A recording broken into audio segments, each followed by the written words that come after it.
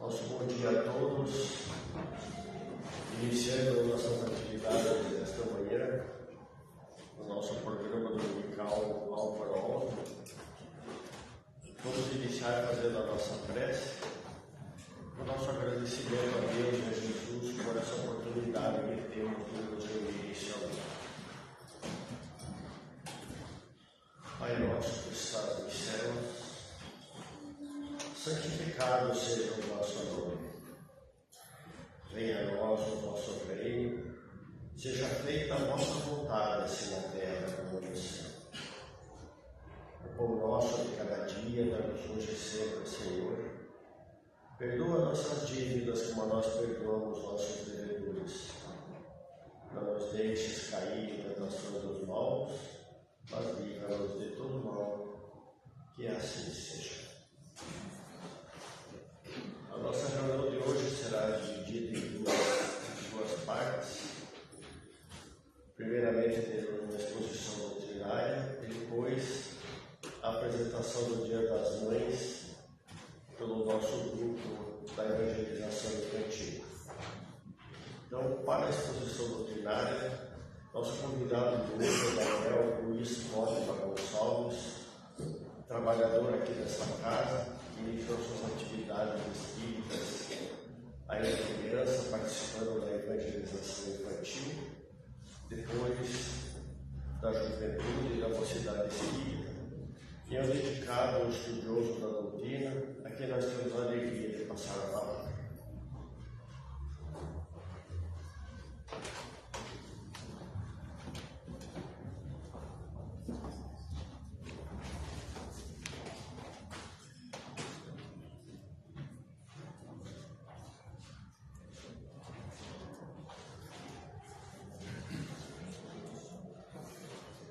Queridas irmãs, queridos irmãos, bom dia.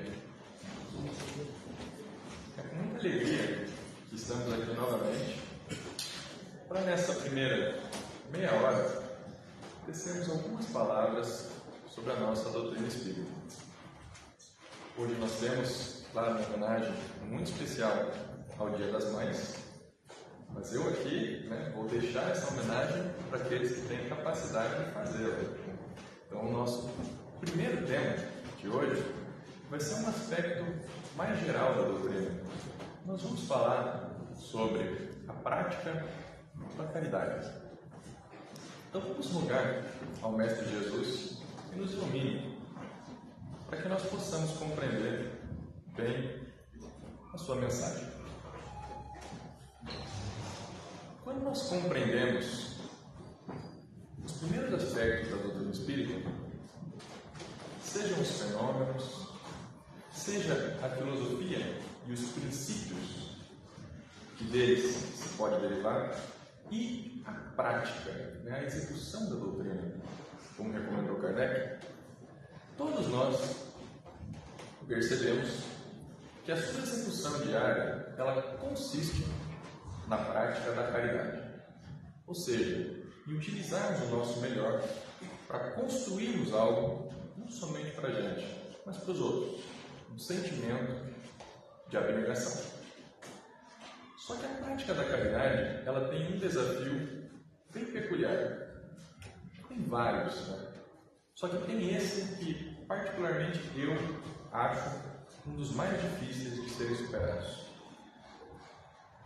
Quando Chico Xavier psicografou Parnaso de Túmulo, à primeira vista, quando nós olhamos, ele estava entregando para as pessoas aquela flor maravilhosa.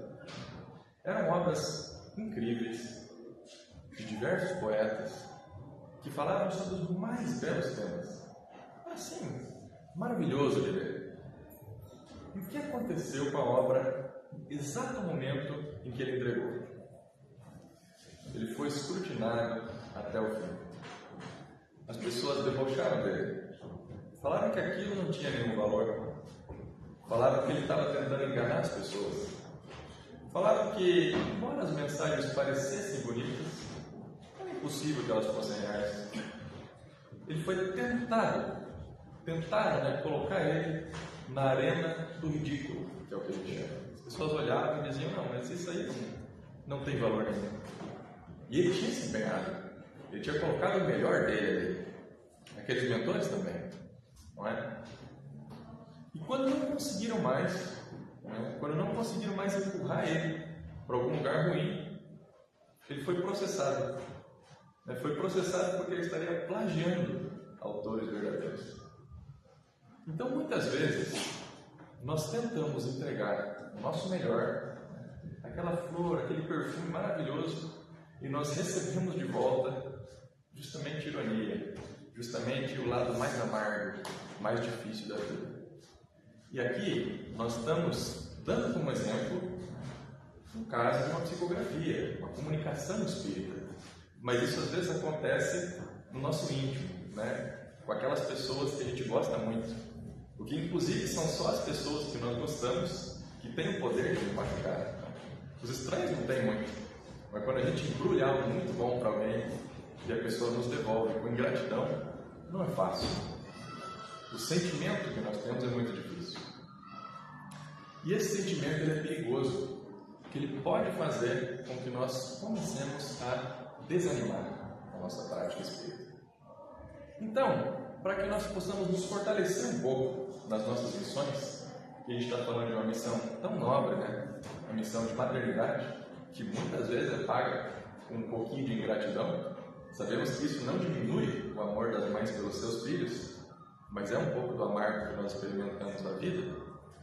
Vamos pegar emprestadas algumas palavras de um mentor que nos fortalece para que ao longo do nosso dia nós não vamos esperar, ou fraquejar quando a nossa prática da caridade, quando entregarmos o nosso melhor e não recebermos em pagamento a gratidão. Às vezes o contrário. É uma mensagem de Emmanuel, que foi psicografada pelo próprio Chico Xavier. Está no livro Levantar e Seguir, em que Emmanuel está comentando uma passagem de Paulo de Tarso. E Paulo diz o seguinte: eu sou devedor tanto a gregos como a bárbaros, como a sábios e a ignorantes. Está na carta que ele escreveu aos Romanos. O nome da mensagem é Nós Devemos. E por que ele está comentando Paulo? Nós vamos tecer alguns comentários posteriores, mas basicamente a história de Paulo de Tarso é um exemplo de abnegação incrível. Porque como comunicador cristão, ele viajava, às vezes 200 quilômetros a pé, chegava ali com o pé todo machucado, chegava com fome, para falar para 5 pessoas. Uma não entendia o que ele estava falando, outra debochava um pouco, e as outras 3 ali mais ou menos entendiam. Ele falou, não, gostei. Fundava ali um grupo, que eles chamavam de eclésia, uma igreja primitiva. E foi assim que ele começou a divulgar essa mensagem cristã. Mas lembrando, com muita abnegação. Porque se ele esperasse algo em troca, ele não tinha aguentado uma semana. Emmanuel começa comentando a passagem dele, ou seja, o dizer dele na carta. Emmanuel diz assim: de que natureza seria o débito de Paulo, quando nós sabemos que o doutor dos gentios foi humilde tecelão para ganhar o sustento próprio até o fim da sua passagem apostólica sem ser pesado a ninguém. Ou seja, se Paulo trabalhava para se sustentar, e se ele simplesmente estava entregando uma mensagem, como que ele devia alguma coisa? Por que ele escreveu isso? É meio estranho da gente pensar. É isso que Emmanuel está dizendo aqui. Sua afirmativa, no entanto, constitui uma lição de elevada substância para todos os espíritos que receberam alguma coisa das verdades eternas. Que bonita maneira que ele está comentando. Quem alcançou a felicidade de compreender os ensinamentos do Cristo ou de seus emissários, recebe um sagrado depósito em valores imortais. Então, aqui a gente precisa parar um pouquinho para tentar entender o que Emmanuel está sintetizando. O que é esse depósito que ele está falando? A primeira coisa que ele está diferenciando aqui é compreensão do ensinamento cristão ou da doutrina certo? Compreensão, ok? E leitura ou conhecimento. São duas coisas diferentes. Porque eu posso conhecer muito bem a doutrina. Eu posso conhecer os livros de cor. Eu posso, inclusive, ter aquele ímpeto de discutir com as pessoas. Né? Eu conheço a pergunta número 535 de cor. Se você discutir comigo, eu já sei o argumento que eu vou rebater inteiro. Isso é conhecer. É diferente de compreender. O que ele quer dizer com compreender? A pessoa que compreendeu, né, um ensinamento cristão ou a doutrina, como que a gente reconhece ela? Segundo Emmanuel, por uma pequena vitória sobre si mesmo. Porque ele nos descreve como espíritos que estamos basicamente olhando para o mesmo lado, né? Cometendo as mesmas atitudes há 200, 300, 500 anos, 5, 6, 7 encarnações. Então, eu sempre vou fazer isso aqui. Não vou escutar os outros, eu vou construir para mim. Porque afinal de contas, os outros não trabalham que nem eu, não se esforçam que nem eu, não merecem tanto. Aí, 7 dias depois, eu penso assim, não, talvez faça um pouco mais de sentido, né? Construir para todo mundo, não só para mim. Pode ser que isso seja um bom. Acho que eu estou me convencendo. Opa! Ele falou, esse começou a compreender. Só que tem um detalhe, ele tem o item que ele fala do depósito depois. Porque não sei vocês, mas pelo menos eu, né? Quando a gente faz qualquer coisinha pelos outros, a gente se sente tão importante, né? Tão assim, mas olha o que eu consigo fazer. Mas eu estou ajudando naquilo. Isso é maravilhoso. O que Emmanuel diz é o seguinte: no nosso estado atual, nós compreendemos pouco. Ou seja, é como se quando a gente tem essa vitória sobre nós mesmos, né, quando nós compreendemos um pouquinho da virtude, nós temos ali 5 de saldo na nossa conta bancária. Né? Conta espiritual, né? Vamos dizer, nós temos 5 virtudes, certo? 5 não é muita coisa. Basicamente, a nossa cabeça ela já tem capacidade para compreender o que é que nós estamos acertando ou errando. Só que sem direcionamento, nós não fazemos nada. O que eu quero dizer com sem direcionamento, nós não fazemos nada? Tem uma palestra do Divaldo Franco, que eu gosto bastante, em que ele comenta, né, que uma vez ele foi basicamente enquadrado, né, por um espírito obsessor, que chegou nele e queria desanimá-lo do que ele ia fazer. E olha o que o espírito falou para ele. Ele falou, sabe como é que é o seu apelido aqui? Ele falou, não sei. Sabe como que a gente chama você? Ele falou, não. Esse corneta. Corneta? Que apelido estranho. Não parece muito agressivo, né? Eles falaram assim, é porque se não tiver quem sopre, você não fala nada de útil. Eu assim, mal é mal, você conhece um pouquinho. Eu assim, então, se não tiver alguém atrás de você, você não faz nada. Uma mensagem tanto dolorida, né? Claro que Divaldo, né, como trabalhador que é, ele respondeu, né? Vou tentar me manter bem afinado, né? Eu sou uma boa corneta. Então, o pessoal que está soprando aqui pode não conseguir mais. Mas com a gente é a mesma coisa. É isso que Paulo está falando. A gente sabe pouco. Só que daí, a pedagogia divina funciona assim. Os mentores eles se juntam em volta, né, de quem já compreendeu pelo menos um pouquinho e dizem, vamos aumentar o saldo dessa pessoa aqui. Porque ela tem capacidade para melhorar. Se vai melhorar, não sei, ajudar. Mas pelo menos já compreendeu um pouco. Então a gente vai direcionar seu pensamento. Ou seja, ó, Daniel, você já consegue entender que a porta é ali. Você não vai mais bater a cabeça na parede. Então olha para lá. Aí eu, com minha teimosia, vou olhando para cá e diz, não, olha para lá. E assim vai. Eu consigo sair direito. É assim que eles dividem conosco os seus talentos. Tem uma parábola que diz, né? O servo recebeu 10 talentos, outro 20, outro tanto. E ele sai perguntando, o que você fez com os talentos que você recebeu? Ah, multipliquei, né? Bom. O segundo, não multipliquei. E o terceiro, não fiz nada, eu só tinha 5 mesmo. Ninguém escutava, eu ia falar para os outros, o pessoal brigava comigo, né? Eu tentava ajudar, o pessoal me respondia mal. Eu falei, então tira esse talento dessa pessoa aí. Eu nunca tinha entendido isso, né? Porque o próprio Kardec ele frisa bastante que o que nós já compreendemos não pode ser tirado. A gente não vai retrogradar, certo? A gente não vai para trás. Só que o ponto que a gente não entende é que essas nossas virtudes não são só nossas. A gente sabe um pouquinho, a gente está no depósito, está naquele cheque especial.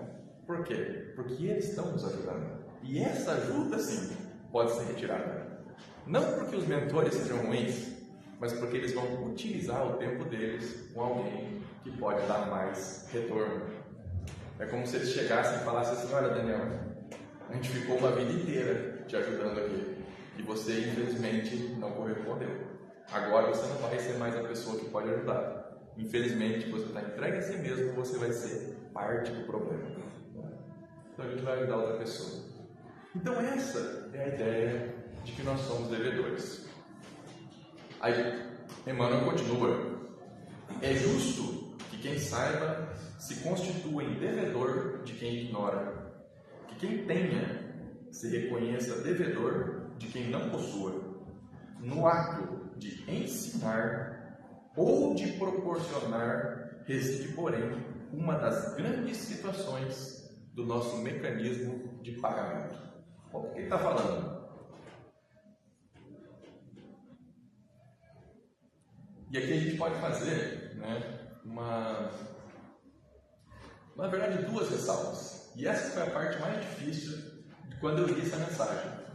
Aquela parte que eu quase devolvi a mensagem, eu falei: não quero mais ler, isso aqui está errado. Porque tem duas conclusões que a gente tira dessa afirmativa de Emmanuel. A primeira delas, vou começar pela difícil e depois tem uma melhor. A difícil é a seguinte: sabe aquela pessoa, que a gente embrulha o nosso melhor e nos devolve, basicamente irritando de propósito, só para ver se a gente vai parar de ser bom? Que ele não acredita que tem alguém assim? Sabe aquela pessoa que devolve escarnecendo, irritando, que cria problemas, às vezes tem problema com vício, tem tendências, tem tendências ruins? Essa pessoa que nos irrita profundamente. Então, segundo Emmanuel, aí quem está falando é Emmanuel, não sou eu. É eu que devo para ele, não é ele que deve para mim. É o contrário. Por que eu fico tão irritado quando eu tento ajudar alguém e não me devolvem do jeito que eu quero? Eu me considero privilegiado, eu não estou causando problema nenhum. Você está, então você deve para mim. Emmanuel diz não, o contrário. Quem deve é você, porque você já recebeu um pouquinho mais. Ele é o credor, certo? Então você vai pagar para ele. É assim que funciona a pedagogia divina. Só que tem um lado bom nessa mensagem também, um lado que me fez continuar lendo ela. O lado bom é o seguinte: dentro dessa lógica que Emmanuel está comentando, eu sou credor dele, de Emmanuel. Eu sou credor de Joana de Ângeles, de Bezerra de Menezes, porque eles são depositários de uma luz imensa. Eles conhecem mais das verdades eternas. Por isso que ele utiliza sua energia, seu tempo, para sintetizar o conhecimento dele em mensagens, para que a gente possa conhecer. Ele poderia fazer qualquer outra coisa, poderia. Na verdade, já está num estado muito mais feliz que a gente, poderia estar lá aproveitando.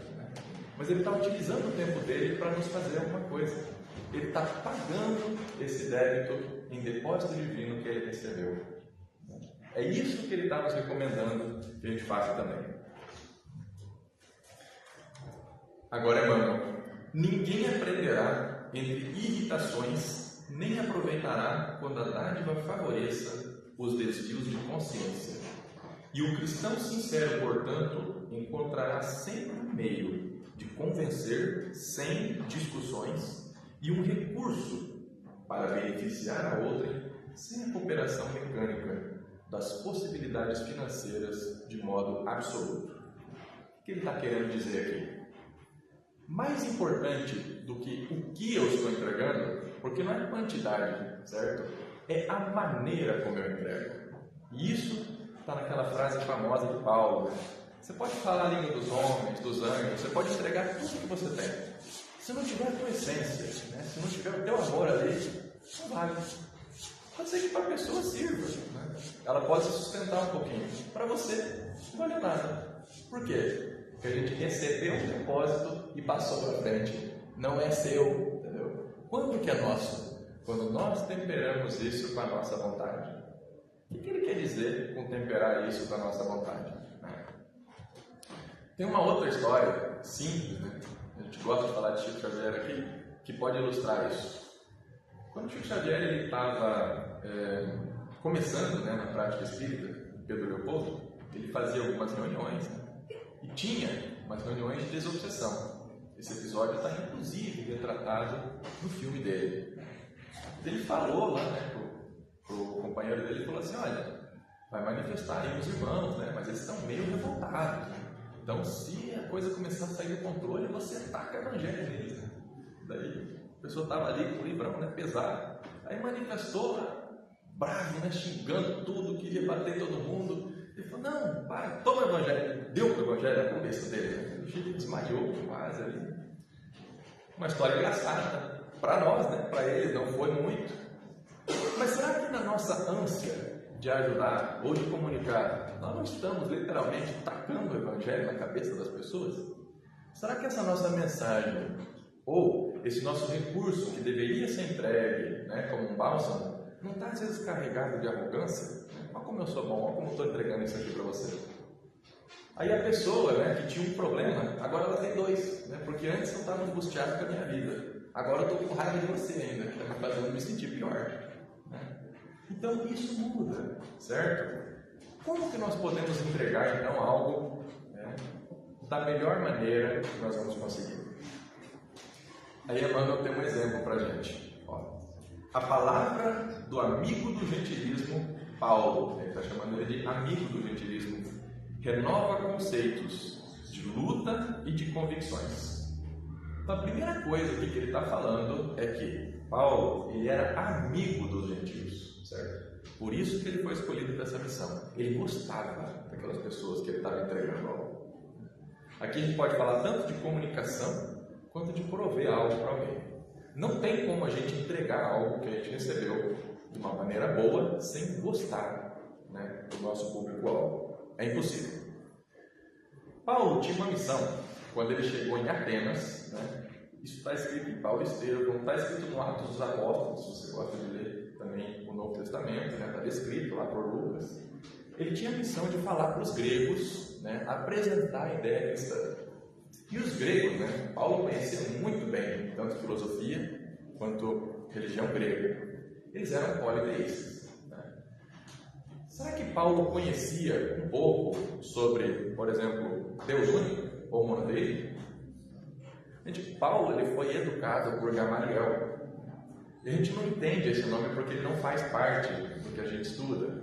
Mas Gamaliel, ele é neto de Hilel, eles são considerados os maiores sábios do judaísmo de todos os tempos. Então, se a gente for fazer um paralelo, vamos dizer, chamando, né, Paulo, se ele tivesse nascido cristão, é como se ele fosse educado diretamente por Santo Agostinho. Então ele aprendeu da mão da fonte ali, ele inteiro. Então será que ele não conhecia essas coisas? Ele conhecia tudo. Será que ele não poderia ter discutido com os gregos? Poderia, tranquilamente. Mas ele chegou lá e falou assim: viu, vocês aqui, dessa cidade, se consideram a cidade dos filósofos, né? Vocês não sabem de nada. Eu sei. Eu estou aqui para mostrar para vocês a verdade, né? E olha aqui, vou te falar mais. O próprio Cristo me escolheu aqui. Eu sou o lado escolhido. Então aproveita, precisa aprender comigo, viu? Que daqui a pouco eu vou voltar lá e não vai dar mais tempo. Esse seria a gente, né? Paulo, claro que ele fez de uma outra maneira. O que ele fazia? Primeiro ele se misturava, né, ali, certo? No meio da população dos gregos. A gente acha estranho isso, né? Paulo andando em camelo ali no meio do povo, assim. Poxa, mas Cristo não podia ter facilitado um pouco a missão dele, né? Dado um pouco mais de recursos, já que ele era tão importante. Mas isso que a gente está vendo só a casca, né? Paulo era um estrategista de primeira, certo? Então ele se misturava com as pessoas para ele conhecer o quê? A cultura deles, os valores deles, como que eles viam o mundo. Um ponto de encontro para que ele não fosse agressivo no momento que ele fosse comentar. Aí andando lá por Atenas, né, ele vê um altar, né, no templo, estava escrito ao Deus desconhecido. Paulo, como ele era muito estudioso, ele já tinha lido Epimênides, ele conhecia a história do Deus desconhecido. Né? E ele começa a contar a história do Deus desconhecido para os gregos no Areópago, para que não fosse, né, um choque. A história era mais ou menos assim. Em Atenas, tinha mais deuses do que habitantes. Então, há algum tempo atrás, havia uma praga na cidade. e um monte de gente morria.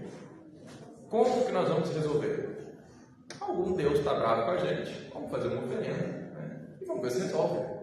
Aí tentaram para um, Zeus, Poseidon, Hades, Apolo, todos, nenhum deles. Não é nenhum desses que está bravo com a gente. Que a praga não parava. Né? Aí o Epimênides, que foi o mesmo homem, né, que Paulo já tinha lido, falou assim, olha, será que não tem algum Deus desconhecido que a gente não conhece, né, que pode estar bravo? Ele falou assim, pode, né? Já tem uns 500 aqui mesmo. Pode ser que tenha algum que não conhece. Então vamos fazer o seguinte, vamos construir um altar para o Deus desconhecido. Como assim? Um altar para o Deus desconhecido? Como é que ele vai saber o que fazer? Né? Eles falaram assim, não, prende aqui num cercado, né, 5 cordeiros, e daí deixa eles 3 dias sem comer. Aí solta, né? Se eles comerem, não é verdade. Os que não comerem, a gente constrói ali onde eles se ajoelharam, né, o altar. Tá bom, fizeram, né? Deixaram ali os cordeiros presos, ok, soltaram. Alguns comeram, né? Outros não comeram, se ajoelharam lá no lugar. Olha que interessante, um cordeiro, a história que ele estava contando, né? Um cordeiro que eles tinham soltado. Aí, naquele local ali, né, que ele se ajoelhou, eles construíram o altar, né, do Deus desconhecido. E a praga parou. Se realmente aconteceu isso, não faço a mínima ideia. Só sei que essa é a história que está escrita, né? E que Paulo contou para eles. Aí quando ele conta isso, mas os gregos ficam maravilhados. Que cara legal! Ele conhece a nossa história, né? Ele conhece a gente, ele se interessa pelo que a gente criou. Hoje poderia ser, por exemplo, o resultado de um jogo de futebol. Poderia ser o resultado de um programa. Né? A gente se comunicou ali com a pessoa, entendeu o interesse dele. E ao final dessa explanação, o que ele fala? Olha, sabe esse Deus desconhecido aí que vocês estão falando? Eu sei quem é. Eu conheço ele, conheço o filho dele, inclusive. Olha a maneira como ele arrumou para falar sobre a mensagem cristã. Isso é brilhante. Por isso que ele era o vaso escolhido para passar essa mensagem.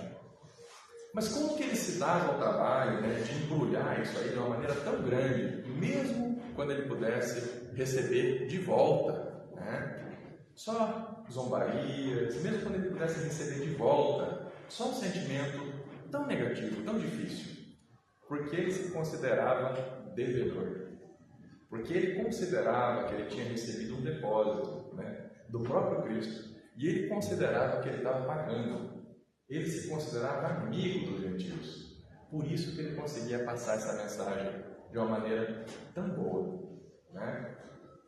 Então, quando nós recebemos essa bênção, que é a doutrina espírita, nós estamos recebendo um depósito do próprio Cristo pelas mãos de Kardec, que foi quem sintetizou e nos entregou, né? E nós temos a oportunidade de pagar esse depósito, seja comentando, seja dividindo o que nós temos, seja levantando as outras pessoas. E para finalizar aqui, que o nosso tempo está se esgotando, vamos ver como que Emmanuel fecha esse raciocínio dele. Dentro desse quadro, Nero, ele não é mais um perseguidor dos mártires, Nero que era romano, né? Mas ele é um necessitado das luzes dos mártires cristãos. É até estranho de ler essa parte, né? Você verificar dessa maneira que ele está falando. Porque Nero era um perseguidor muito cruel, né? Então, não, ele era necessitado do exemplo daquelas pessoas. Essa é uma consoladora verdade que encherá a alma dos aprendizes fiéis de compreensões generosas.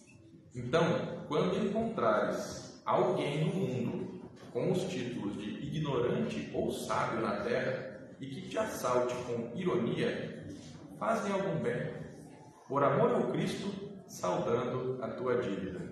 E além de tudo, se considera muito feliz, porque você já pode seguir para Jesus, enquanto Ele ainda permanece na sombra. Então, com essas palavras, né, de Emmanuel, eu gostaria de finalizar, né, agradecendo aqui por todas as bênçãos recebidas e pedindo força para que nós possamos continuar trabalhando, né, pagando essa nossa dívida que nós temos com Cristo. Muito obrigado pela atenção de vocês.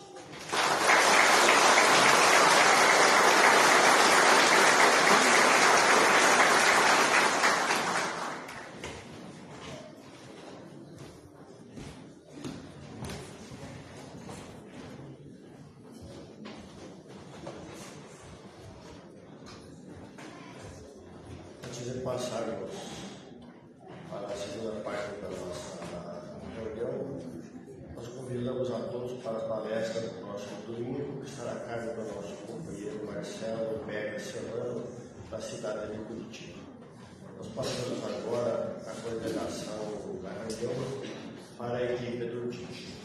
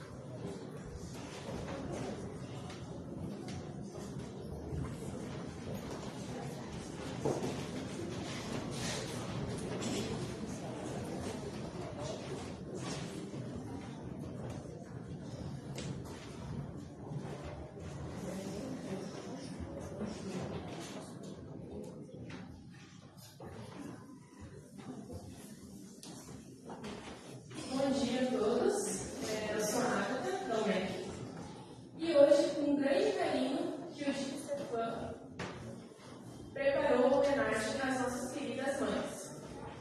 Ninguém nos ensina. Nossa mãezinha é a representante do divino amor no mundo, ensinando-nos a ciência do perdão e do carinho. Para dar início à nossa homenagem, convidamos o segundo ciclo para sua apresentação.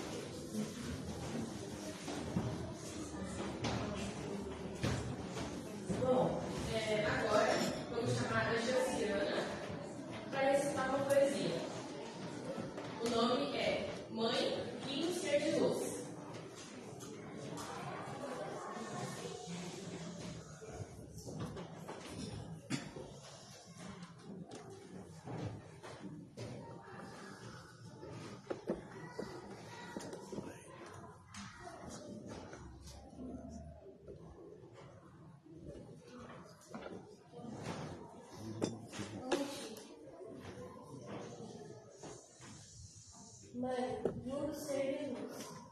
Nos caminhos sofridos do mundo, em meio à grande multidão, existe alguém que é nosso escudo e nos problemas estende a mão. Esse alguém tão especial tem o dom de curar a alma, nos protege de todo mal, sempre com amor e calma. É um farol divino, guiando embarcações, até chegarem a seu destino, iluminando os corações. Nos alegra com sua felicidade, nos fala sempre sobre Jesus. Eterno companheiro, não importa a nossa idade. Mãe, lindo ser de luz. Obrigada.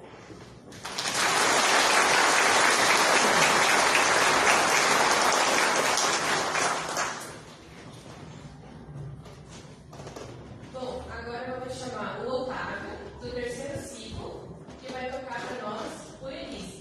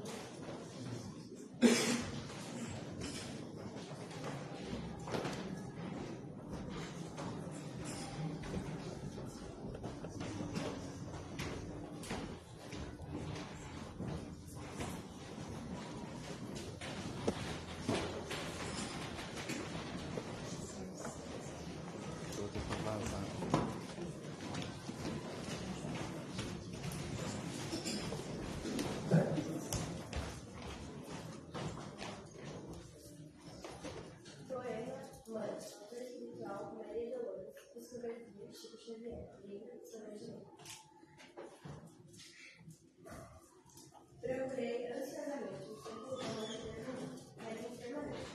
Amor de nada mais que me estar contente. Jesus será mais brilhante. E o sol trabalhando sem cansaço, doando-se sem pausa, alto e bendito. O astro imenso, porém, pedia espaço, de maneira a brilhar nas estrelas do infinito. Joguei a saia fora de seu traço perfeito, ficando-lhe a corrente a servir de nada, mas a fora exigia espedade dolente, a fim de prosseguir a procura. Fui à árvore ali e anotei a lição. Com quanto a se entregar com doces como os brutos. Precisava defesa e vínculos do chão, ao fornecer sem paga a riqueza dos bens. E agora eu falo de novos planos, musicar serviços de alturas, escola de transição de centros e largas histórias e estruturas. Toda a força dele é o ex interno, mudar por sempre e mexer no Assegura-se vive ao cliente consegue. É algo em que se transforma a natureza. Em ti unicamente, mãe querida, encontro o amor que nasce e cresce. Em suma, no sacrifício puro, acalentando a vida. Sem reclamar da terra, pois alguma, escuta-se por todo amor que existe, ao nascer dias antes de mim, cujo brilho e persistência do crédito persiste, incessantemente amor, no excelso amor de Deus. Estrela, Deus te aguarde em teu fulgor celeste. agradeço que é a luz e o carinho e o perdão. Bendita sejas, Mãe, porque mereces a presença de Deus no coração. Diabo, leva.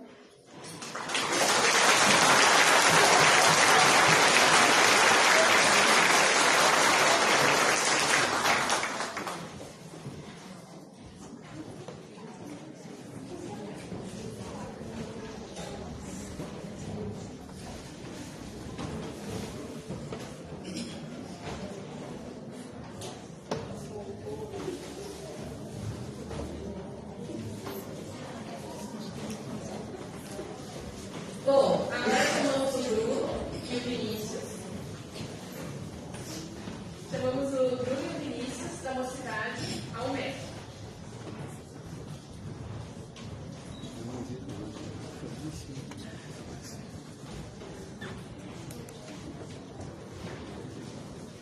Bom dia a todos. Nós vamos falar uma mensagem do Espírito Amélia Rodrigues, psicografado por Divaldo Pereira Franco, chamada Anjo Misericordioso. As mais belas palavras, entretecidas em forma de uma auréola de gratidão, não expressam realmente a grandeza de que te revestes, meu querido. Sendo uma estrela luminífera, esconde a tua claridade no corpo físico, a fim de não ofuscares os caminhos que percorre, particularmente quando torna-te mãe. O brilho, porém, da tua luminosidade exterioriza-se e clareia a noite densa do processo de crescimento daqueles que vêm aos teus braços, na condição de filhos, na ansiosa busca pelo progresso e de plenitude. Os teus silêncios nos momentos de testemunho transformam-se em canções de inigualável beleza, dando sentido psicológico e harmonia à vida, porque te sacrificas em benefício daqueles que Deus te concedeu por empréstimo sublime para conduzires ao seu coração inefável. O teu devotamento contínuo constitui a lição preciosa de perseverança de quem acredita na vida e no triunfo do bem eterno, nunca desistindo de lutar e de doar. A tua paciência gentil e tua serena abnegação, mesmo que nas horas difíceis, são poemas vivos de amor em comum, que tentam transformar as estruturas morais humanas deficientes em resistência e vigor para os enfrentamentos da reencarnação. A tua serenidade, quando parece conspirar contra o êxito daqueles que educas, e a tua certeza de que o amor tudo pode, converte-se na segurança que se faz indispensável para que a vitória seja alcançada. As ingratidões dos filhos não te desanimam, as vicissitudes da existência não te desarmonizam, os embates do cotidiano não te enfraquecem, e prossegues a mesma sofrida às vezes, perseverando, porém, nos deveres a que te entrega com doação total. Aprendeste a sorrir quando os teus filhos estão alegres, e a chorar ante as preocupações e fracassos, nunca cedendo espaço ao desespero ou à revolta, quando eles não conseguem superar os impedimentos e tombam em momentâneos fracassos. Nesses momentos, renovada em força e revestida de coragem, ergue-os, dando-lhes as mãos generosas e direcionando-lhes os passos no rumo certo, a fim de que recomecem a se recuperarem. Estejas na opulência ou na pobreza total, a tua maternidade é sinal do poder de Deus, que te consagrou como co-criador na condição de anjo do lar, a fim de que o mundo cresça e a vida humana alcance a meta para a qual foi organizada. É certo que nem todos os filhos sabem compreender a tua grandeza, os teus sacrifícios e lutas, mas isso não é importante. Consideras antes que o teu é o dever de os amar em quaisquer situações em que se encontrem, educando-os sem cessar, aparando-os continuamente e emulando-os ao avanço para os seus próprios pés, mesmo quando tenham as pernas trôpegas e feridos os sentimentos. Sabes que as melhores condecorações para exornarem os heróis são as cicatrizes internas que permanecem no coração e na alma. O lutador, após as refregas. Por isso, insistes e perseveras sem descanso, trabalhando com esses diamantes brutos que devem lapidar, a fim de que permita o brilho da estrela polar, Jesus, no recesso do ser. E, se for acaso a desencarnação te arrebentar o corpo, impedindo-te de continuar cuidando deles, permanecerás no além-túmulo, inspirando-os, acariciando-os e envolvendo-os em vigorosa proteção.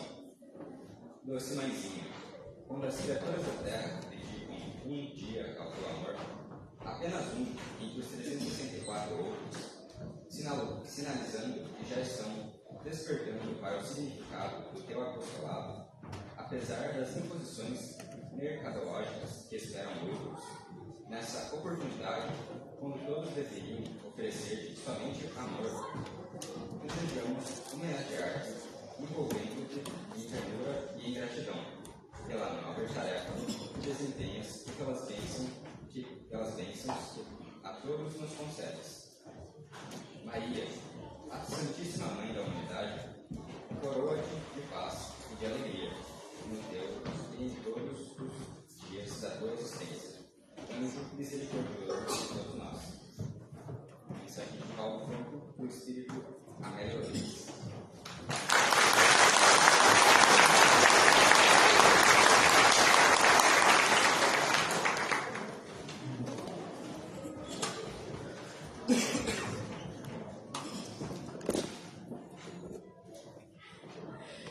Bom, convidamos o coral Vozes de Francisco para subir no nosso palco. E também o Jardim 1, Jardim 2 e o primeiro ciclo.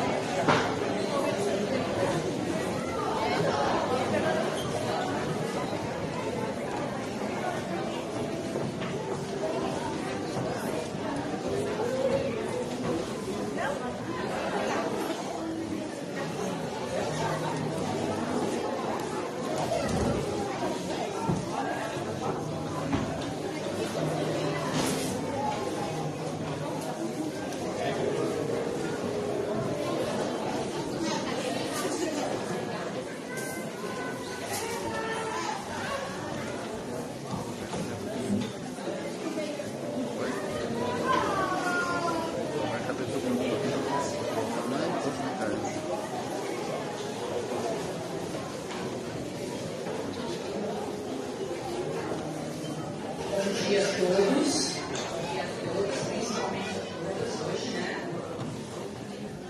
Seja um dia especial para todo mundo, que tantas homenagens bonitas que feitas aqui.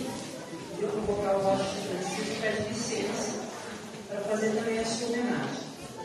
É especial às mães, a todas que fazem o papel de mãe. Nós queremos dedicar essa cantoria para todas vocês E hoje, também, de uma forma muito especial, a gente queria dedicar esta manhã para a nossa irmã Marlene Piscaio, que se encarnou ontem, que fez parte do Grupo Boros Francisco por muitos anos. Então, para todas as mães que para Marli hoje. Dizem que todas as pessoas possuem a sua alma gêmea. Não seria demais, então, concluir que a primeira alma gêmea seja a mãe.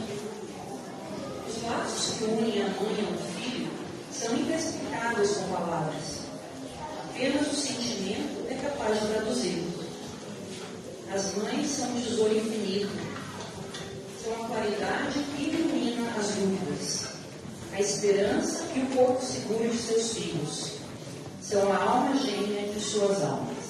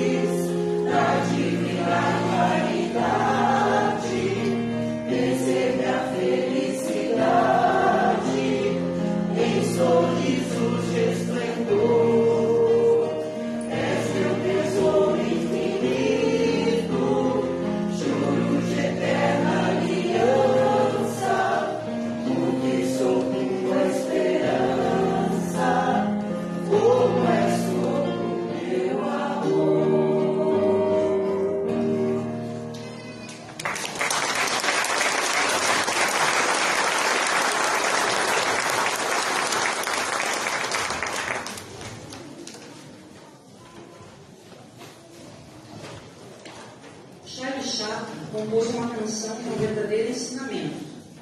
Mas é um ensinamento que as mães aprendem no momento que se tornam mães. Sorrir, mesmo quando o coração esteja doendo.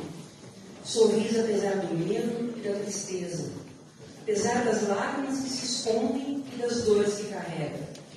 Sorrir é a certeza de que tudo vale a pena.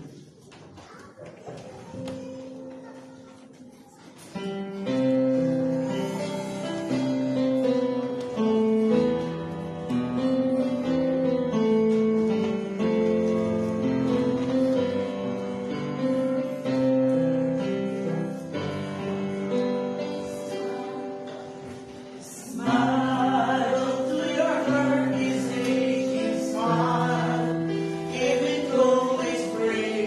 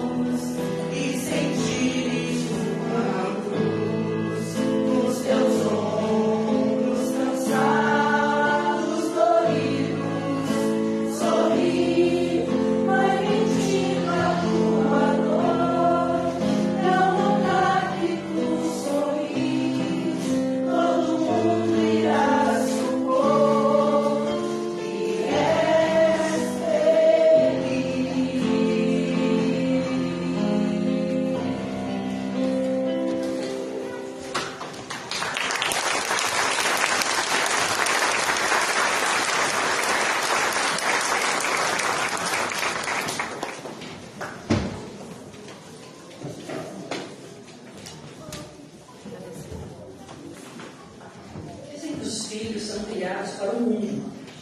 Assim, conforme vão se tornando independentes, passam a seguir o próprio destino, a própria vida. No entanto, não importa quanto tempo se passe, os caminhos percorridos voltam-se sempre nas lembranças da casa dos pais, do colo da mãe.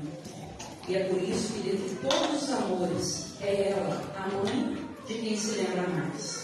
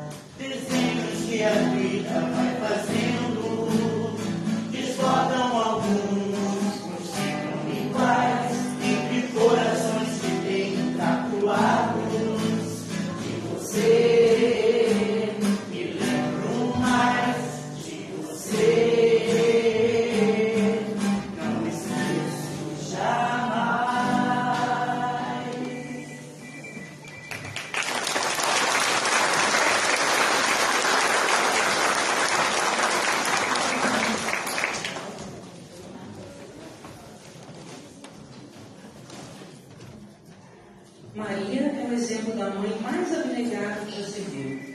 É a mãe de todas as mães. Sua voz, suas mãos, sua proteção, seu sorriso doce e seus olhos de amor. Que Maria abençoe todas as mães presentes, ausentes, de sangue ou de coração. E todas aquelas que fazem o papel de mães recebam o amor de Maria. Coral Voz de Francisco deseja a todos um lindo e feliz Dia das Mães com esta música. Vai ter mais uma ainda, mas a música de Maria é um pouquinho mais especial, acho que para todos nós, né?